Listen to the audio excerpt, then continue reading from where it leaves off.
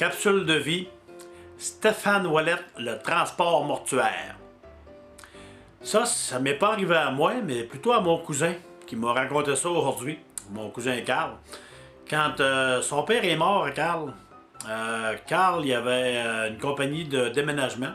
Puis pour sa compagnie de déménagement, Stéphane Ouellette travaillait pour lui. Donc, puis Stéphane Ouellette, je sais pas si vous avez suivi l'actualité un petit peu, c'est un boxeur bien connu dans le temps. Puis encore aujourd'hui d'ailleurs, il est encore connu, il a boxé dernièrement.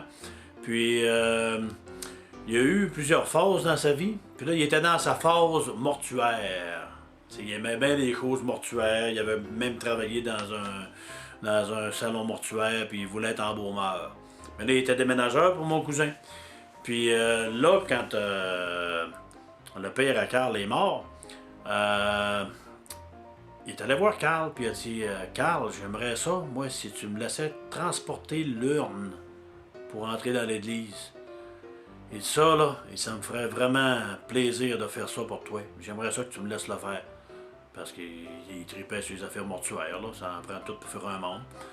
Ça fait que Carl dit ouais, ok, pas de problème. Fait là, tout le monde était dans l'église, puis là, Carl était assis, tout penché, il venait de perdre son père, il était tout triste, puis il y avait ma tante Denise qui était à côté.